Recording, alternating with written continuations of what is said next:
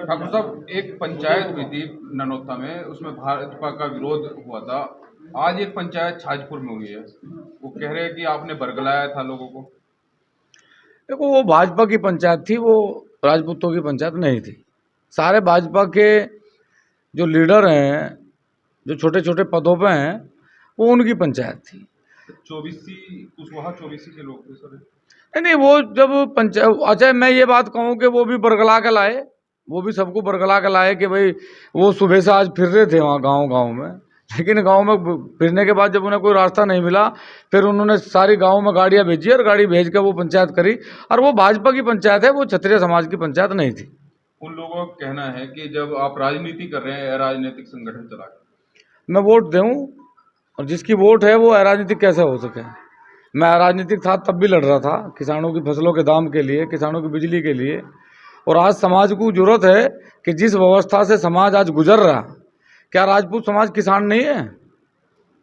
क्या मुस्लिम समाज किसान नहीं है? और यदि वो कोई फैसला ले रहे राजनीति में, वो वोटर नहीं है, वोटर भी तो किसान है ना।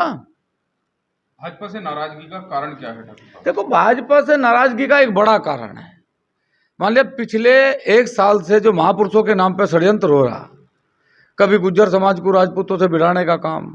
जब सांसद आपका है, भारतीय जनता पार्टी का सांसद है, अगर वो गलत बयानबाजी कर रहा है तो किसका फर्ज है? पार्टी का फर्ज है उसे मनाने का। पार्टी को कहना चाहिए भाई तुम्हारा क्या मतलब है, तुम्हें राजपूत समाज ने वोट नहीं दी, कश्यप समाज ने वोट दी, सैनी समाज ने वोट नहीं दी, और तुम एक जाति की बात करोगे।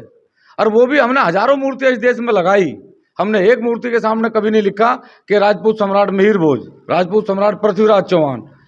हमने एक मूर्ति के सामने नहीं लिखा महाराणा प्रताप राजपूत सम्राट, हमने लिखा हिंदू हृदय सम्राट, क्षत्रिय सम्राट। तो एक जाति क्यों लिख के अपमानित कर रही, और फिर ऊपर से ये कहें कि हमने मुगलों के साथ समझौते करे, हमारी माँ बहनों को गालियां दी जा, और फिर समाज निर्णय न ले। समाज ने निर्णय लिया और निर्णय पर समाज अपने खरा उतरेगा।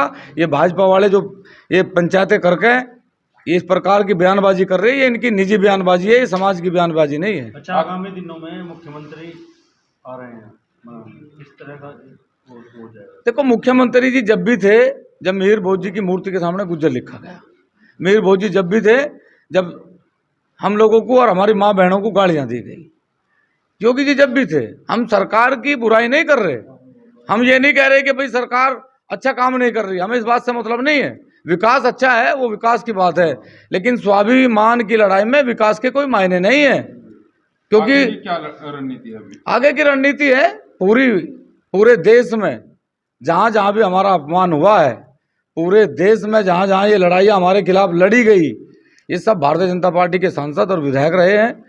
पूर्ण रूप से हम भारतीय जनता पार्टी का विरोध करेंगे जब तक भारतीय जनता पार्टी सभी मूर्तियों के सामने से जाति सूचक शब्द नहीं हटवाएगी।